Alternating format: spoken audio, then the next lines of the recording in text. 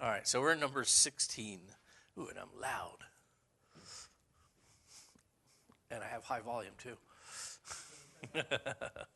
No, it's fine. Number 16. So we're actually behind, if you can imagine that, after Steve's little comment there, that we would possibly be behind. It sounds like everybody else is in Numbers 22, and they're getting Balaam and his donkey. But we're going to be in number 16, and we'll see if we catch up. Balaam and his donkey, it's an interesting story. It's a fun story to teach, especially to kids, because Balaam and his donkey, if you don't know, because at some point I'm going to have to probably skip a story to catch up, and it might be that one. But Balaam's story is in Numbers 22 and 23 and 24 and 25, or just 24. And it's a fun story because it's the only known story of a talking donkey in the Bible, and only one of two stories that I would say had a talking animal at all. The first one being in the garden, the serpent came up and spoke to Eve. What's interesting is that in both of those occasions, if an animal came up to me and started talking, I would probably soil myself and run and screaming like a girl, because it just doesn't happen. And yet in both the circumstances where we read about it in the Bible, the person who the animal addressed just spoke to them as if it were routine, which is probably the most surprising part of it at all. Eve, I guess she didn't have a lot of, we didn't have a lot of racial experience to go with at that point. She's kind of first woman alive. Animals talking, well, maybe animals are supposed to talk, who knows? But by the time you get to Balaam and his donkey, we've got, a couple thousand years, and we know that animals don't talk except for his did. And he just had a full-on conversation with his donkey.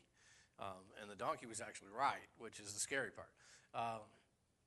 So we might skip over that.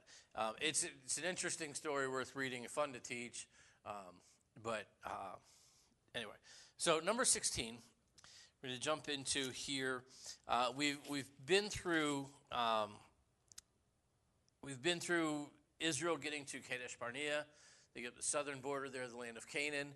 They send in the spies. The spies come back, scared, and they really put fear in the heart of the children of Israel. They get there and they say, we're not going in. And Moses says, you're right. You're going to wander around for a generation. You're going to die. Your kids are going to go in.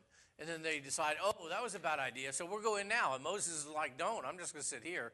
And a group of them go into the land of Canaan, and they get soundly defeated and come running back out, which is kind of what Moses said was going to happen, because that's what God said was going to happen. And so it did. So now they've started this 40-year period. They literally are going to wander around the Sinai Peninsula for 40 years. And the Sinai Peninsula, it's big, but it's not that big. In 40 years, 2-3 million people wandering around, you're going to see everything a couple times. It's just the way it is. And they literally began having daily funerals. And every day for 40 years, people die, are buried, all in the Sinai Peninsula, and they just keep going until an entire generation passes away. And then they move on from there. So in number 16, that kind of sets the backdrop up of what's going on here, that you have, that's empty cup. You have these people who are now disinherited, kind of, in some respects. They've left the land of Egypt as slaves. They're still forming as a nation of Israel. They get to the promised land. They don't actually get to go in. Their fault, not God's, but still, they don't get to go in. Now they're wandering around the desert, really homeless, kind of vagabond style, without any prospects of that to change for a generation. And so kind of sets the backdrop of chapter 16, because you get a bunch of people who are less than happy. The children of Israel were already prone to complain quite a lot, actually. And that was when God was blessing them and doing great and mighty miracles and works for them. They were complaining. Imagine now that they're not going to get to go into the promised land. Things are going to turn, and that's where we're getting 16. Now Korah, the son of Izhar, the son of Kohath, the son of Levi, with Dathan and Abiram, the sons of Eliab, and On, the son of Pelah, sons of Reuben, took men. There rose up before Moses with certain of the children of Israel 250 princes of the assembly, famous in the congregation, men renowned. They came as a group to oppose Moses and Aaron and said to them, "You have gone too far. The whole community is holy, every one of them, and the Lord is with them. Why then do you set yourselves above the Lord's assembly?" All right, so you get the dynamic here. One, it's a coup. This is what's going on. You get people who are already in leadership positions, and they come to Moses and they come to Aaron. What makes you so special? We're leaders. We're popular. We are all God's people. We're all holy. What makes you better than us? This is so relevant, is the word I think I want to use to today. You talk about the generation that we live in now. Who made you the boss? What makes you special? Why should you have authority? The generation of kids that we have now, millennials, this is a big deal for them. They don't trust leaders. They don't like leaders, especially leaders who are older than them. What makes you so special? Why do you exalt yourself above the assembly? Now, let's think about this. Did Moses exalt himself above the assembly? No. He tried to refuse the job. God was like, no, you've been voluntold. Aaron didn't choose to be high priest. He got to be high priest because Moses was hemming and hawing. Talk about backing into a job. Neither of them had put themselves in this place. God had put them into the place of leadership that they were in. But there is that natural human rebellion that we don't want to be led. Because the reality of leadership is, if you are being led, that means you are probably being influenced, directed in a direction that you either don't want to go or wouldn't naturally go. Because leadership is getting people from where they are to where they should be. It's influencing them that direction. If we're all going the same direction, you don't need a leader. But if you need to change course, somebody has to make that turn. Somebody has to make that call. And so Moses and Aaron, by virtue of the fact that they are leading the people, already indicates that there is some gap between where the people are and where they should be. They're not as holy as they think they are, for starters. Holiness and humility are kind of a lot alike. You have it when you don't know that you have it, and as soon as you know that you have it, you lost it. I'm humble and proud of it. That's that same kind of idea. As soon as you go, well, I'm holy, no, that's pride. That's not holiness. So as soon as you assert that value, it's just evidence that you don't have that value. And so, here the people are, they're chafing at being led. The law that Moses gave was stringent. The sacrificial system and the temple or tabernacle system that Aaron oversaw was stringent. And it by divine design, chafed, refined, chipped away at human nature. If it wasn't, then it wouldn't have been by divine design. And so they're chafing under the law, and they're coming up to Moses, they're coming up to Aaron. Who made you the boss? Verse 4. And when Moses heard it, he fell on his face. And he spoke to Korah and all his company, saying, "Tomorrow morning the Lord will show who he is and who is holy, and will cause him to come near to him. That one whom he chooses will cause to come near to him. Do this." Oh, sorry. That's all right. That's a tough sentence. Do this. Take censers, Korah, and all your company.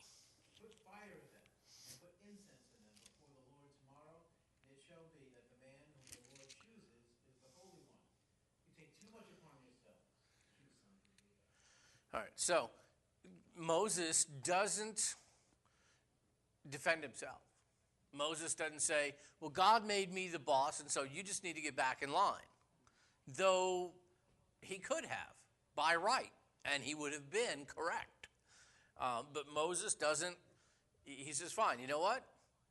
You want to see who God chooses? You want to see who God says is holy? Let's ask him. He said, get censers, put incense in it. Let's go to the Lord, and we'll let him figure this out. Now, you think that might be because they're the priest tribe, and they're sitting there feeling their oaths? They're the priest tribe, but they're not the priests. Yes, and that there is an inherent danger in their position, because they were sons of Levi, but not priests. All priests were Levites, but not all Levites were priests. The priests were from Aaron's family. He was not the only family in Levi. And so what you end up with then is you have a tribe who has priests who will say are leaders, because by nature they are. They have a prominent role. You've got Levites. They're doing the grunt work. I mean, that was the burden of the rest of the family of the Levites. You think about it. As the tabernacle moves through the desert, the priests get to, they get it set up and all that. They get in there. They do all the sacrifices. They do all of the stuff. They do all the cool stuff. They're the ones that are out there doing it. It's time to move. The priests walk in. They throw blankets all over everything. Then they go get their stuff and pack.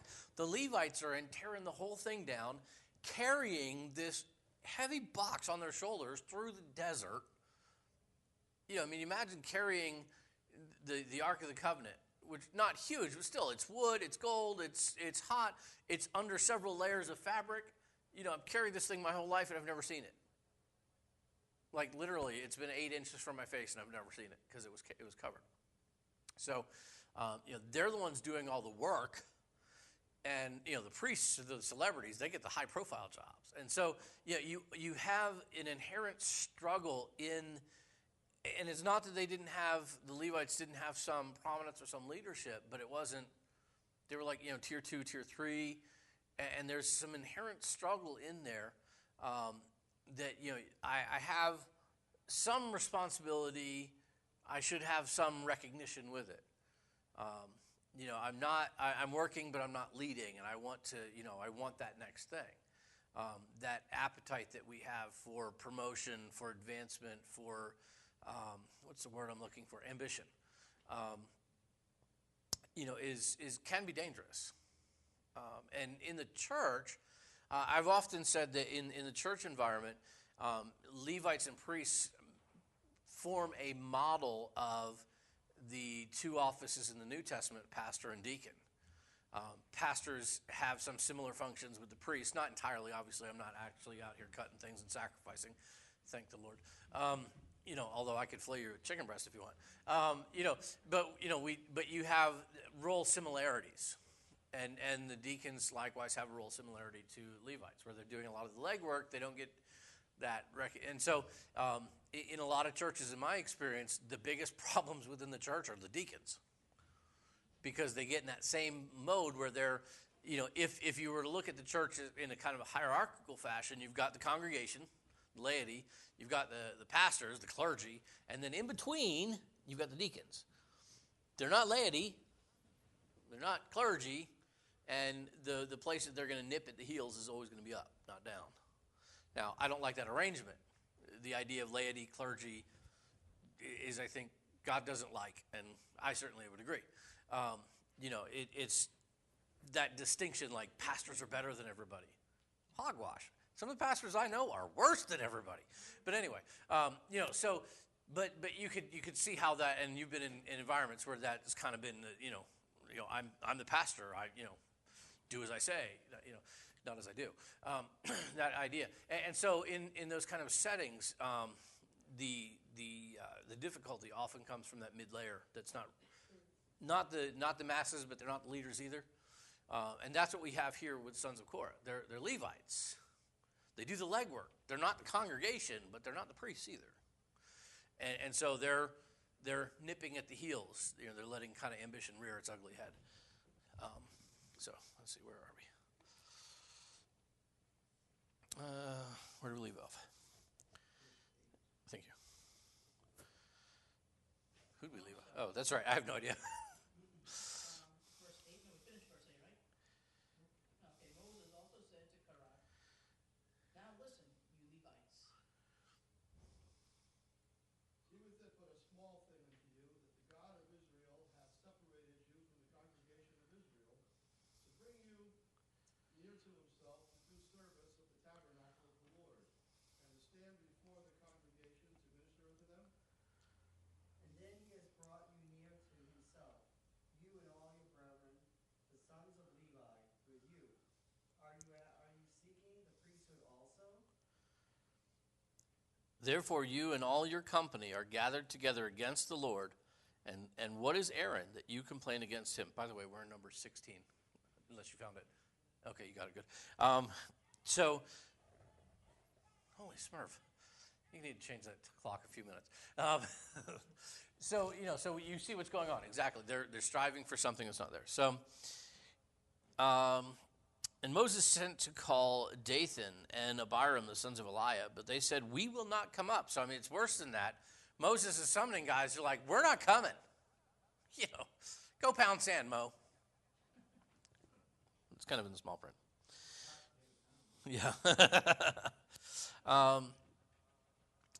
So we skip down to verse 15. Moses was very angry and said to the Lord, do not respect their offering. I have not taken one donkey from them, nor have I hurt one of them. So Moses is saving his complaints to God, not to the people. And that's a good thing. We could all learn that one. Verse 16, it gets very interesting. Moses said to Korah, tomorrow you and all your company be present before the Lord, you and they as well as Aaron. Let each take his censer and put incense in it, and each of you bring his censer before the Lord, 250 censers, both you and Aaron, each with a censer. So every man took a censer, put fire in it, laid incense on it, and stood at the door of the tabernacle of meeting with Moses and Aaron. And Korah gathered all the congregation against them at the door of the tabernacle of meeting. Then the glory of the Lord appeared to the congregation. So Korah's out there. He's going to make this public now. All right, we've got this choosing thing. Let's let everybody know who the choice is, just in case. So he brings everybody out. And the Lord spoke to Moses and Aaron, saying, separate yourselves from among the congregation, that I may consume them in a moment. God said, move over. They're toast. Just in case my aim is off a second, I don't want to hit you. Hey, boo. So he says, move over. Then they fell on their faces and said, O God, the God of the spirits of all flesh, shall one man sin and you be angry with all the congregation? God is, he's got the whole nation there that he's getting ready to toast. And as is common, Moses is interceding for the people. Lord, please don't kill them all. Just that one. Which that's mercy. Let's see. Let's skip down to verse 28. I know, Steve, I'm sorry. And Moses said, by this you shall know that the Lord has sent me to do all these works, for I have not done them of my own will. If these men die naturally like all men, or if they are visited by the common fate of all men, then the Lord has not sent me. Moses is like, if they die normal, then you can ignore me, because God didn't send me. But if the Lord creates a new thing, and the earth opens up its mouth and swallows them with all that belongs to them, and they go down alive into the pit, then you will understand that these men have rejected the Lord. Moses said, let's make this final. This is a death match. If these guys die, 50 years from now, normal lives, then God didn't send me. But if the ground opens up its mouth and swallows them, you'll know God did. Would you be convinced if, Moses said this is what's going to happen, and all of a sudden, a sinkhole opened up and swallowed some guys? That doesn't happen in our common experience. I mean, even people living in Florida, you can't predict them. They happen, but you can't say, if the ground opens up and swallows this guy, then you'll know God's, speaking truly through me. This is like, the extravagantly boastful if it doesn't happen, right? Now it came to pass, as he finished speaking all these words, he just barely got done saying it, that the ground split apart under them, and the earth opened up its mouth and swallowed them up with their households and all the men with Korah, with all their goods. So that they and all those with them went down alive into the pit. They went to hell alive. The earth closed over them. So it wasn't even just a sinkhole that you could say, oh, that was nature. It opened and then it shut. No, that was like, you almost expect a little burp at the end. Then all Israel who were around them fled at their cry, for they said, lest the earth swallow up us also. We're like, all right, we get it. You're in charge. God said you're in charge. We'll be over here if you need us. But they weren't going to hang around where the sons of Korah had just most recently been. They were like, no, we're out. We're done. We get it. We're done spectating. We get it. And so, we could go on from there. But the lesson, I think, for us, and it's kind of a hard one in our day, is that for each of us, God has placed leaders and he has an authority structure over us. We chafe at that idea. God is very intentional, though, in that process. God picked Moses and Aaron to lead the people, and he wanted them to do just that. And so we need to just be aware, especially if we end up in that mid category where we're not the leader, but we're not the follower. We're kind of in between. Because many of us, could pick an area of our life where we fall into that in-between thing, is to not let that human appetite for ambition get us into trouble. There are times where ambition is absolutely appropriate, but there are times where it just gets you in trouble. Trying to grasp at something that God does not have for you is when you're going to find yourself in trouble. And so just be aware when we have authorities in our lives. Kids love this, right? Children obey your parents, and the Lord will get to that in Ephesians 6:1. Parents love that verse. Kids, not so much. But then, wives, submit yourselves to our husbands. Well, wives don't love that. Husbands, love your wives as Christ loved the church and gave himself for her. Sacrificial, like, kill me kind of love. Grates against, our instincts of selfishness. So, we all of us, no matter where we fall in that home authority structure, wherever we fall in a work authority structure, wherever we fall in a governmental, societal authority structure, there's always going to be somebody over us, and we're never going to like it. And how we feel about it is not necessarily relevant. How we respond to it is. The thing that we don't want to do is what Korah did at his, start leading a rebellion, going like, I can do what you do. You're not better than us. Well, no leader worth his salt is saying they're better than you. So as a leader, as dad, as husband, as wherever you might be, a boss, don't project that. But just be aware.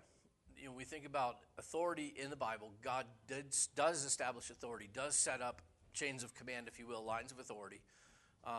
We need to respect that, even though it will chafe against us from time to time. Korah didn't, and in a big way. And so God, his rebellion was especially huge and especially dangerous. And so God dealt with it in an especially showy way. But we can disrupt our own lives in the process if we're not careful. So let me quit there.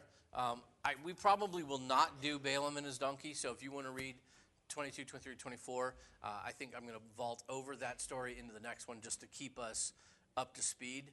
Toward the end of this quarter, the last week I think of this quarter, we actually hit John chapter 3, referring back. So I might have some wiggle room to come back and pick it up. If we do, we will. That being said, I have way more things to say than time to say them, so who knows. Let me pray, and we'll jump. Father, we love you. Thank you for the day. Father, thank you for this lesson.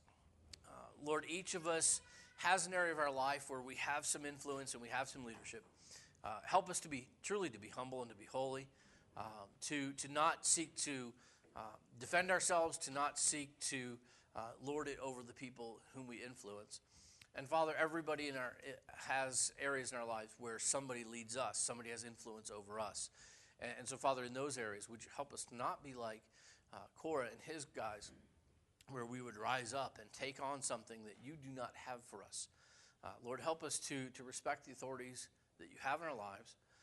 Father, to see that you have them there and that ultimately you are the authority and to follow you. Lord, thank you for that. Be with us the next hour. We pray in Jesus' good name.